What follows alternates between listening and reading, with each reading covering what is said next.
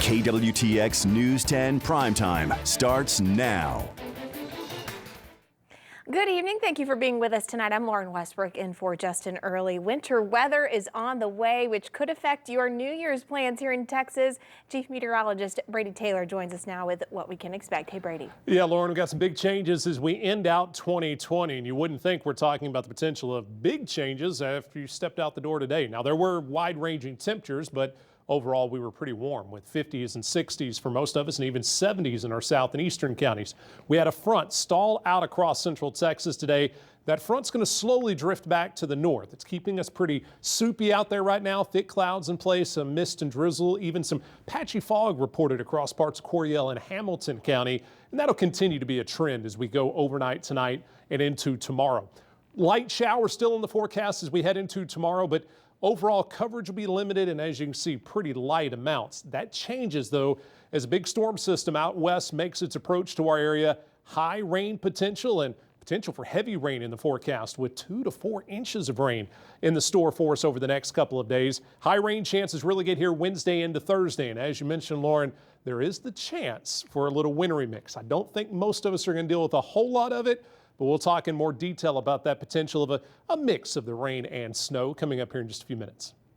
All right, Brady, thank you. You know, COVID-19 has now claimed more than 334,000 lives in the U.S. That is 1 out of every 1,000 Americans. And tonight, relief is on the way for millions of people hit hard by the pandemic in other ways. Skylar Henry reports from Capitol Hill. Sunday was the busiest travel day at U.S. airports since the pandemic began, prompting concern from healthcare experts of a surge on top of a surge. I think we're now in a viral tsunami. With ICU beds still scarce, California is expected to indefinitely extend a stay-at-home order for most of the state. Today is an answer to prayer. On Monday, Florida began offering vaccines to those aged 65 and up. We're going to have a lifetime.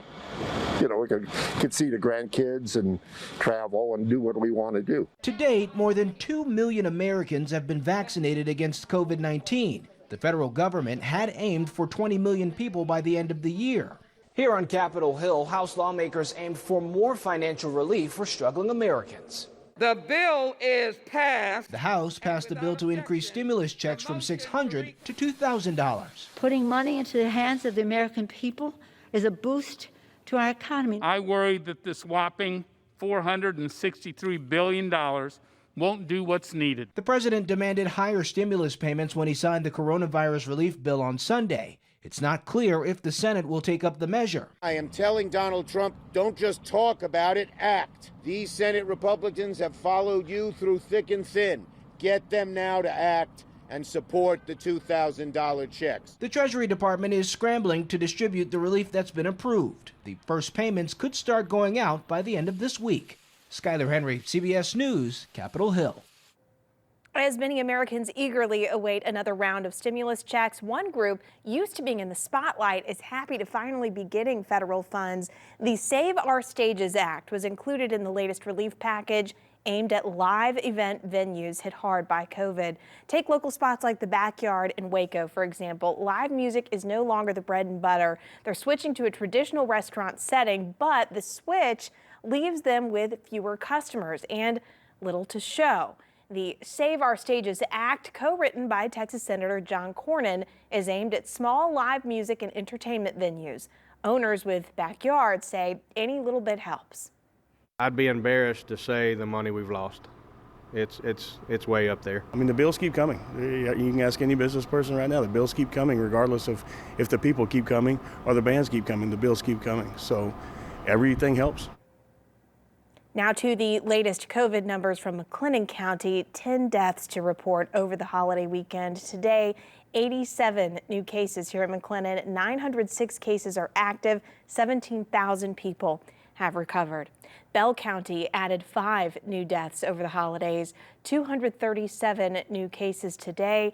Nearly 2,000 cases are active and more than 10,000 people have recovered. Take a look here. Killeen police are looking for 3 people who broke into the Marksman firearms store on South W.S. Young earlier this month. We're told they stole several weapons and then drove away in a white sedan. If you recognize them or know anything about these pictures, this case, call Crime Stoppers. You could win a cash reward.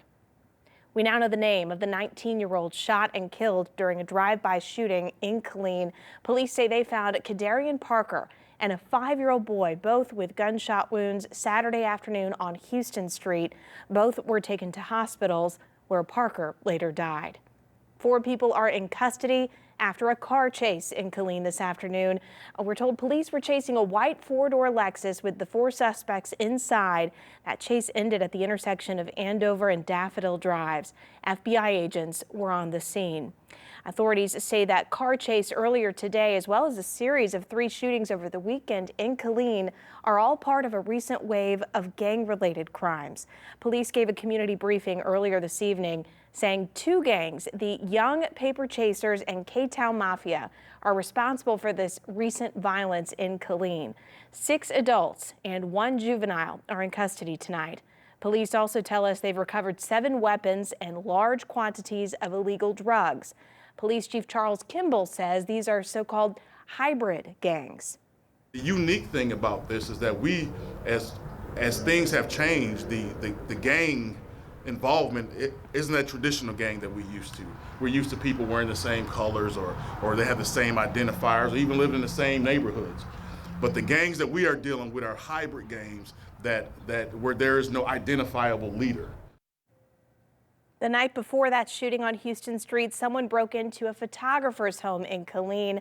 Now, as Rissa Shaw reports, she's hoping for a post-Christmas miracle, not only for herself, but a special client. Amy Sear has been a photographer in Central Texas for 7 years. Her cameras usually capture moments of joy, but on Christmas Eve, her security camera captured a crime at her home. He entered here through my back gate. That's what caught the video footage of him coming in. Sears says a man in a hoodie with bright colored shoes broke into her home and stole all of her camera equipment. 2 cameras, multiple lenses, my personal laptop, my work laptop, work cell phone, my personal safe was taken with all of my private information.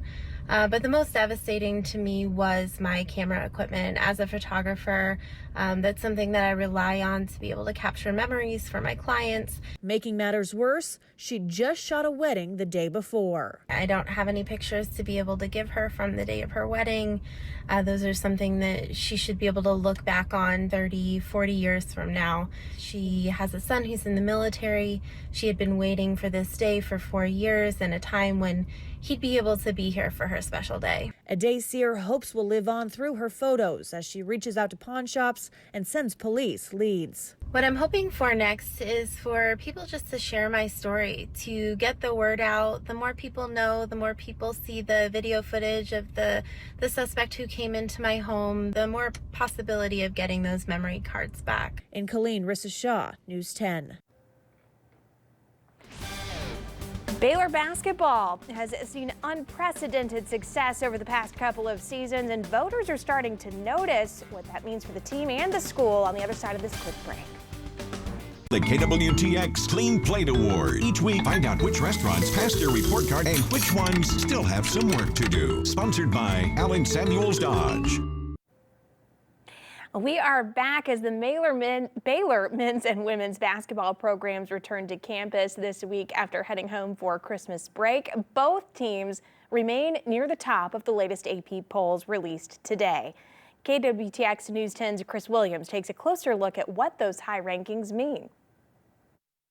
I'd say about the first top 15 teams, you have a pretty good idea that, they belong there. But then really after that, there could probably be like 30 or 40 teams that could have those last 10 spots. The best way for a team to start getting attention from the voters is through upset wins. Knocking off the team that sits at the top of the rankings will definitely turn some heads. With Baylor sitting at number 2, this puts a target on their back every game they play. Being ranked at the top has its perks as well. The Bears secured a top 5 recruiting class last year after spending 5 straight weeks ranked number 1. Recruits see that. They see them on TV a lot. They see them in the polls. I think it matters a lot. That really not only helps with the notoriety of the program and recruiting, but also for your fan base, it gives them a lot of pride. The Baylor community is proud of their basketball teams to the point where many are bothered that Baylor is number 2 and not ahead of top-ranked Gonzaga. It looked like these two teams would be able to settle things on the court earlier this month, but that game was postponed due to COVID issues. Now the Bears will be relying on a tough Big 12 conference schedule to get to the top. Once Baylor starts playing those games in conference, I mean, they've got a really good chance to overtake Gonzaga for number 1. A number 1 ranking would be exciting for the university and its fans, but Coach Scott Drew says his players aren't too concerned with where they stand in the polls. We always control what we can control, and that is analytically we want to be the best team we can be, and more important, we want to love one another, play with joy, and I think the rankings will take care of themselves. From Waco, Chris Williams, KWTX News 10. From KWTX News 10, the Weather Authority, Chief Meteorologist Brady Taylor. Well, it's been kind of a cloudy, dreary day across central Texas with some light off and on showers that pass by time to time. And that's kind of the story we've got this evening as well. Not much in the way of measurable rain, pretty thick clouds out there, a little mist drizzle, a possibility. And we've even seen a little patchy fog across parts of Coryell and Hamilton County. Our northwestern counties have the best potential of seeing some of that fog. Big changes moving in over the next 48 to 72 hours thanks to a powerful low pressure system developing out across California and moving into the desert southwest. A storm system already bringing heavy snow across the Rockies. Some of the ski resorts could pick up 1 foot to 2 foot of snow up across the Rockies thanks to this storm system. And it's going to dive very far down to the south. Typically, these type of storm systems will quickly race up to the northeast, but this system is going to dive down into Mexico, and that plays a couple factors in our forecast. One, it's going to pull a lot of moisture into our area, but 2, when you get the center of these low pressure systems moving overhead, that's very cold air all the way up through the atmosphere, and that plays a key factor in the type of wintry or rain style setup that you see. The storm system on Thursday is going to move right over the state of Texas before kicking off to the northeast as we head into New Year's Day and into the first few days of 2021. So this is mainly going to be a Wednesday, Thursday storm system that we're going to be watching closely. Now, what kind of impacts will it have on us? One, it's going to bring very high rain chances Wednesday and into Thursday. It also is going to push a very powerful cold front through central Texas on Wednesday as well. That's the 2 knowns that we know with this system. There's still some question marks with this system, though. As that front moves through Wednesday, there could be a few stronger storms, particularly in our south and eastern counties. Not a guarantee that we see any severe weather, but a stronger storm or 2 possible. There also could be a little wintry weather mixed in on Thursday as well, and we'll step you through that here in just a second. Here's a look at your forecast over the next few days. Tomorrow, not any big changes than what we saw today. Highs in the upper 60s, a little breezier today with a few light showers around. Wednesday, rain chances go up to an 80% chance as that strong cold front moves through. That 63 is likely a morning temperature, falling in the afternoon. And again, a few strong storms east of I-35. And then Thursday, that's another good day of rain chances, but look at the temperature, 40 for a high temperature. Cold, wet, nasty day out there. And again, there could be a little wintry mix mixed in as well. Tomorrow morning, pretty mild. Temperatures down in the upper 50s for most of us. Highs make it into the upper 60s. You can see not a whole lot in the way of rain showing up on the map, so just a few isolated showers out there. That changes dramatically into Wednesday. We'll start out Wednesday morning with some scattered light to moderate showers out there. Our big cold front sitting just off to the northwest. Around lunchtime, that front's getting close to I-35 with scattered showers and thunderstorms. At times becoming pretty numerous out there, and that storm threat will shift east of I-35 during the afternoon, and that's where the best potential of a few stronger storms will be. Behind that front, gusty north winds blowing in some chilly air, falling temperatures into the afternoon. Now, let's talk about Thursday. The bulk majority of central Texas probably just going to see rain on Thursday. It does starting to look like the better potential of wintry mix maybe farther out to the west, San Angelo Junction, Abilene, areas like that. But we will have to watch areas west of I-35 for the chance of a little wintry precipitation, mainly rain switching over to snow. And here's kind of the latest breakdown of what we're expecting.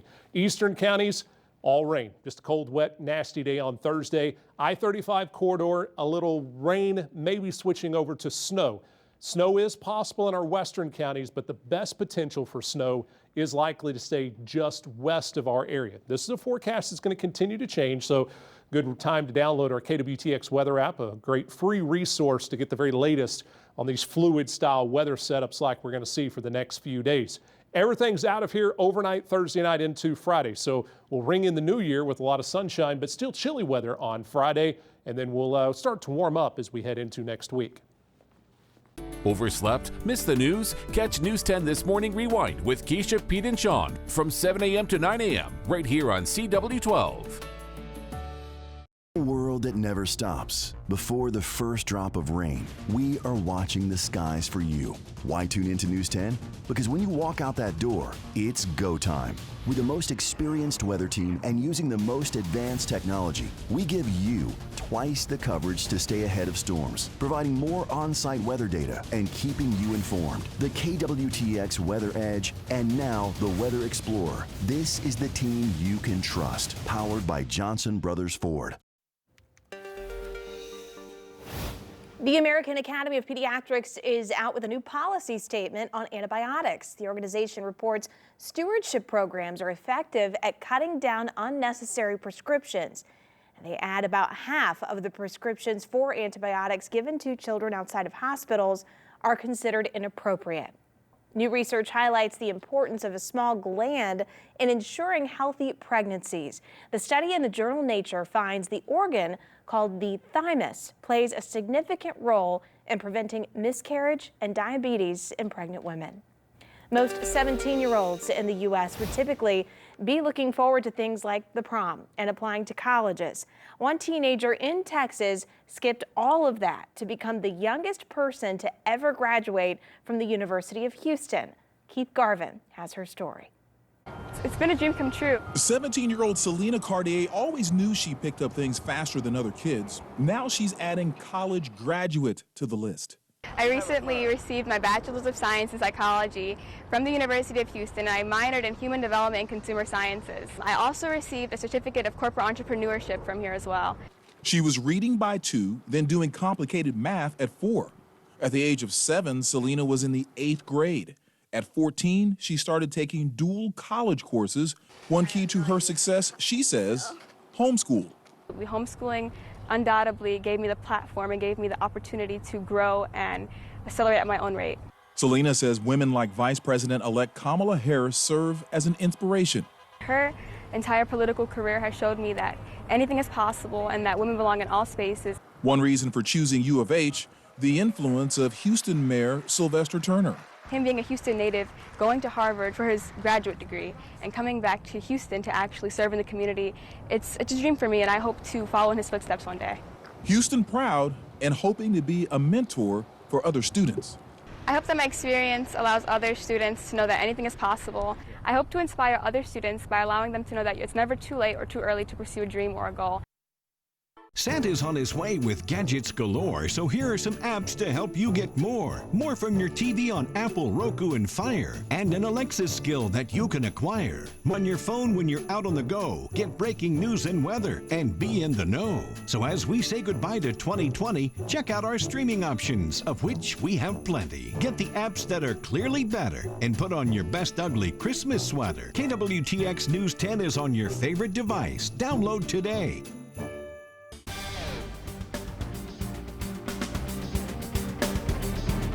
A live look over Waco. Brady is going to have more on the forecast coming up later in our newscast. But gosh, what a beautiful shot. The light's still on. SeaWorld San Antonio will stay open on weekends this winter instead of closing after the holiday season. And Texas leads the U.S. in population growth. California sees its first ever drop. Jane King is in New York with those stories and more in today's Texas Business Report. Hello, Texas. The U.S. Census Bureau's 2020 population estimates show the Lone Star State is adding more people than anywhere else in the country.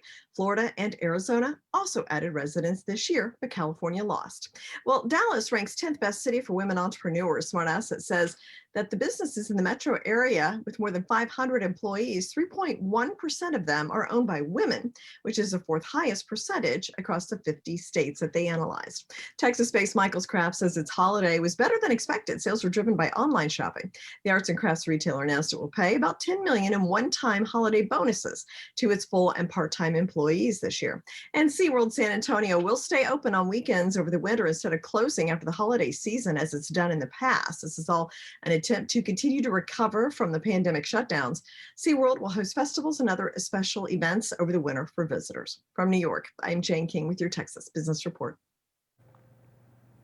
Ambassadors to the European Union are unanimously approving a Brexit trade deal that was struck with the United Kingdom last week. The deal, which ended 9 months of negotiation, allows for the new trade agreement to be implemented on January 1st. Now, this agreement prevents automatic tariffs, border checks, and other disruptions between the UK and the EU. If you're popping bottles to kiss away 2020, join the club. A new analysis of Google search data found champagne is the reigning drink of choice for New Year's Eve in 21 states. But not every state is going bubbly. Folks in 5 states chose daiquiris as the celebratory drink of choice. Other popular cocktails include the amaretto sour, vodka cranberry and rum, and Coke. And revelers in Wyoming will wet their whistles with a White Russian. So whatever you're pouring, drink responsibly. Up next, how much would you have to be paid to swim in a frozen lake like this? These people are crazy. See how some Siberians are doing it for free, but apparently for their health. With the most experienced weather team, we give you twice the coverage to stay ahead of the storm and keeping you informed. The KWTX Weather Edge and now the Weather Explorer. This is the team you can trust, powered by Johnson Brothers Ford. Every day, news crews and reporters are on the front line for you with breaking news and capturing the stories to keep you informed on what's happening around our communities. With all the changes going on in the world today, we're on your side and keeping you updated on all the latest news and weather. Weeknights at 5, 6, and 10. Okay, we think it's about to get cold here. This is Siberia. And these crazy people are braving freezing cold in the Russian northeastern city of Omsk. Brady, help me with these names here, but temperatures do not rise over -20 there. This was over the past weekend.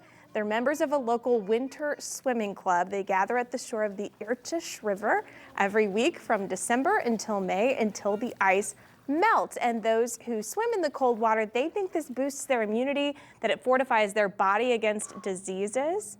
Nope, I'll sit in my hot tub and boost my immunity that way. Ooh, that's too cold, too cold.